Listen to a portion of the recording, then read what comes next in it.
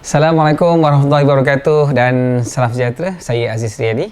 Okey, hari ini saya nak kongsikan kepada anda semua berkenaan dengan topik kewangan macam biasa.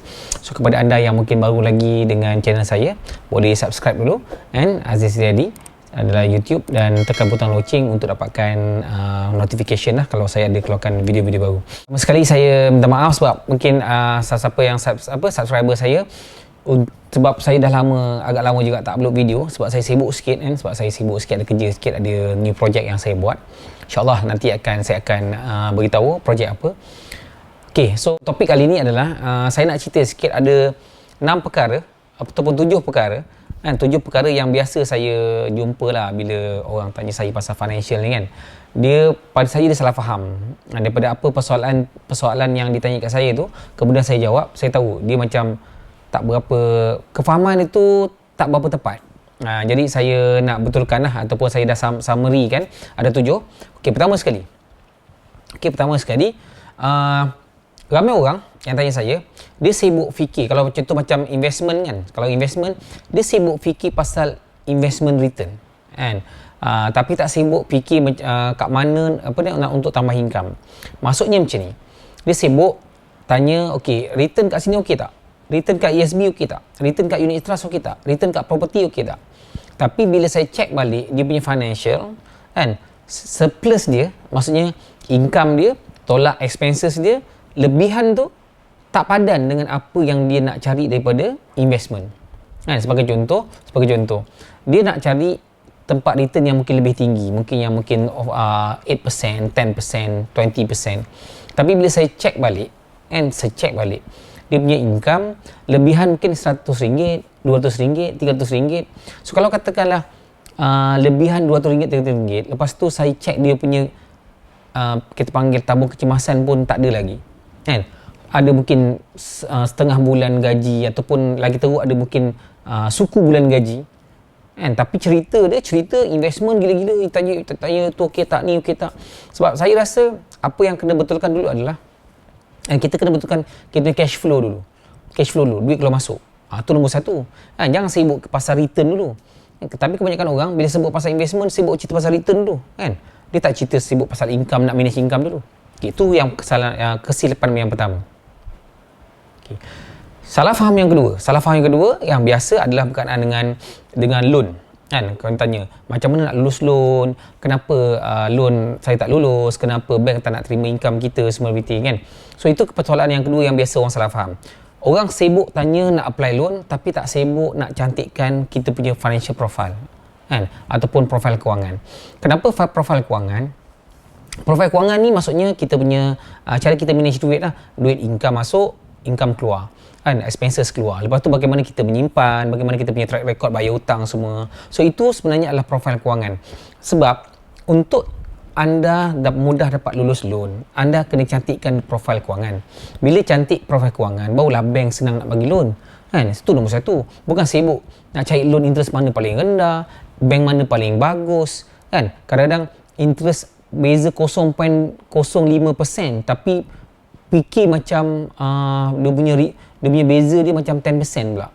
So pada saya, antara benda-benda yang kita kena betulkan kefahaman pasal kewangan ni, salah satu adalah bagaimana kita, kalau orang yang sibuk nak buat loan tu kan, kalau katakanlah loan tak lulus ke apa, check balik you punya financial profile.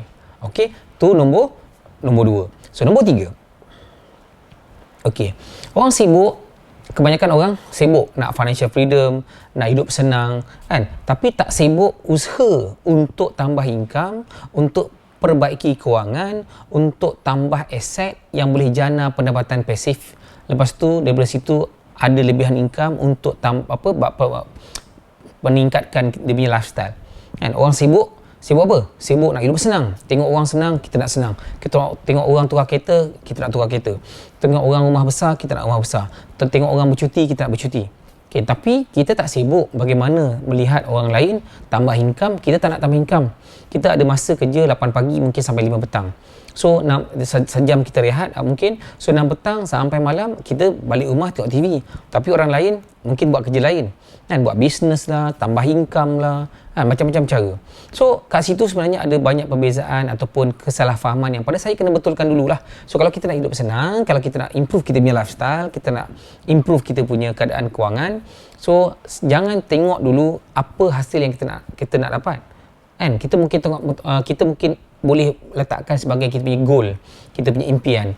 Tapi lepas tu bagaimana kita nak capai impian yang kita kena fokus. Sama ada kita nak tambah income dengan kita buat kerja part time, atau buat bisnes part time, atau buat bisnes online, ataupun anda kerja bagus-bagus sampailah mungkin majikan anda nampak anda ni sebagai pekerja yang sangat berharga pada company dan mungkin boleh naik gaji. Tu antara cara dia lah. Okay, so tu nombor 3. So nombor 4, ni berkaitan dengan investment juga. Kebanyakan orang tanya, kan. Yang tadi, yang nombor 1 saya cerita lebih kepada demi return, berapa persen. Yang ni dia punya investment vehicle tu, sama ada property ke bagus, ataupun unit trust bagus, ataupun share BSKL bagus, ataupun crypto bagus. Jadi orang sibuk cari mana satu yang bagus, kan. Tapi macam biasa dia tak sibuk macam mana nak cari income yang bagus, kan. Patutnya cari okey, macam mana aku boleh tambah income, macam mana aku boleh buat benda ni dengan baik supaya aku boleh tambah income. Sebab keyword dia sebenarnya adalah income. Keyword dia adalah income. Kalau income you ada banyak dan banyak lebihan, macam-macam you boleh buat. You boleh invest kat property, you boleh invest kat ESB, you boleh invest kat semua tempat yang you nak, kan. Jadi kat sini lah sebenarnya kebanyakan orang silap. Dia tak nak tambah income ni, tak nak improve income, tak nak kurangkan hutang, tak nak betulkan financial profile, tapi sibuk cari investment yang bagus.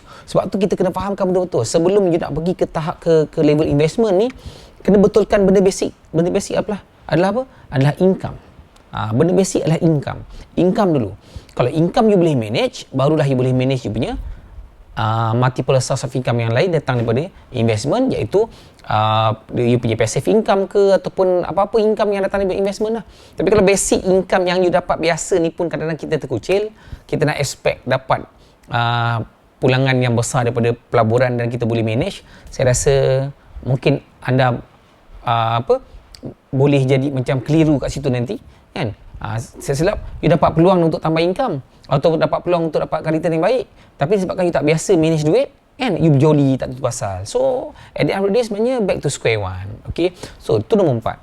So nombor 5, saya nampak ramai orang sibuk belajar macam-macam cara investment, sibuk belajar cara tu, cara ni, tapi tak sibuk belajar cara nak tambah income, kan. Tak sibuk belajar cara untuk upgrade dia punya skill, tak sibuk belajar cara macam mana nak gunakan resources yang ada, human capital, kan. Kita panggil modal insan yang ada dalam diri kita ni, kan, untuk tambah income. Mungkin anda ada special skill, boleh buat contoh repair aircon. Jadi kalau katakanlah siang kerja ataupun hari biasa kerja, so hari Minggu boleh buat servis repair aircon, ataupun mungkin anda boleh buat macam-macam, kan. Sekarang ni dunia internet, dunia online, mungkin you boleh buat website, boleh buat grafik, boleh macam-macam. So gunakan skill yang ada dalam diri you tu yang tak perlu keluarkan modal untuk tambah income.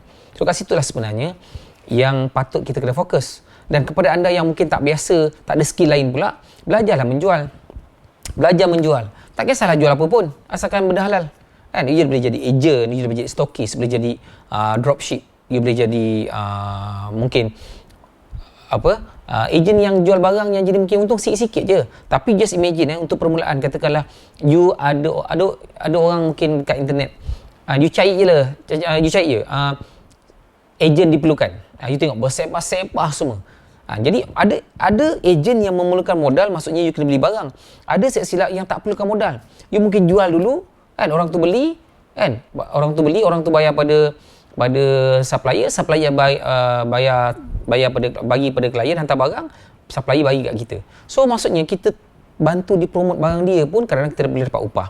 So tu nombor 5. So nombor 6, sibuk buat planning dan sibuk buat planning dan research sana sini, kan. Buat planning sana, research sana, baca sini, bukan tak bagus. Tapi kalau kita terlalu banyak planning dan research ni, dia akhirnya menyebabkan kita ni rasa macam banyak sangat idea, lalas tak buat, Sebab tu saya punya cara very simple. Saya belajar satu benda, saya buat dulu. Saya belajar satu benda, saya buat. Sebelum saya buat benda yang saya belajar, saya tak akan belajar benda lain dulu. Kan? Saya buat dulu, saya dapat hasil, dan saya improve. Saya dapat, saya belajar lagi. Saya buat lagi, saya belajar lagi, saya buat lagi. So sebenarnya patutnya kita kena buat macam ni. Belajar sekali, buat 20 kali. Bukannya belajar 20 kali, buat sekali. Kan? Ni terbalik. Orang suka belajar, pergi seminar sana, pergi seminar sini, subscribe sana, subscribe sini, baca sana, baca sini. Tapi buat tak ada. Macam saya terbalik. Saya suka belajar satu benda je. Saya belajar, pergi kelas ke, pergi seminar, balik saya mesti study balik, saya mesti implement apa yang dia ajar. Kalau okey, alhamdulillah. Kalau tak okey, saya kena improve. So kat situlah sebenarnya improvement. End up, kadang-kadang you belajar satu benda atau dua benda je. Tapi disebabkan oleh you amalkan apa you belajar, kat situlah datang ilmu baru. In fact, saya silap, orang yang mengajar you pun tak tahu benda tu. Sebab apa, dia pun tak mungkin buat tak habis. Dia cuma mengajar je. Jadi kat situlah sebenarnya kelebihan kita untuk yang mengamalkan benda yang belajar. Contoh macam saya bagi video banyak-banyak ni, saya ajar macam-macam. You janganlah setakat dengar dan lihat saja, tapi tak amalkan. Sebab kebanyakan apa yang saya share ni adalah apa yang saya buat. Saya dah start buat berkecimpung dalam bisnes perancangan kewangan ni since 2003. So now 2021. Almost 18 tahun, 17 tahun, 18 tahun. So alhamdulillah, saya punya investment property pun dah start, dah dapat duit. Lepas tu sekarang ni saya expand beberapa bisnes lain. Contoh bahagian agrotourism, adalah few things yang saya invest lah. Okay, so itu antara benda-benda yang saya just nak share pada anda semua lah. Okay, so nombor last kali, nombor 7. Nombor 7 adalah sibuk belajar benda-benda yang advance. Contoh benda-benda advance, yang cepat, yang mudah dapat return tinggi. Tapi tak nak belajar benda-benda basic. So bila anda terjebak dengan benda ni, biasanya kita akan tertipu disebabkan oleh janji-janji manis. Sebab apa? Nak cepat, nak senang, tak payah buat apa-apa, letak duit tinggal, pakai robot. Wah, senangnya. Senang. Kalau senang, orang semua dah buat dah. Tapi sebenarnya tak semudah tu. Kalau mudah pun macam tu, you kena ingat, dia mesti kena bayar duit.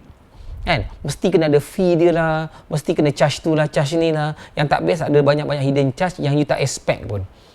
In fact, nampak macam senang, tapi rupanya banyak benda kena bayar dekat belakang. So itu saja 7 benda saya kumpulkan dalam bentuk list sebagai anda punya summary. Pertama sekali, ramai orang kesilapan atau salah faham pasal kewangan ni, sibuk fikir pasal return of investment tapi tak sibuk fikir macam mana nak tambah income. Tu nombor 1. Nombor 2, ramai orang sibuk nak tanya macam mana nak luluskan loan tapi tak sibuk nak cantikkan dia punya profil kewangan.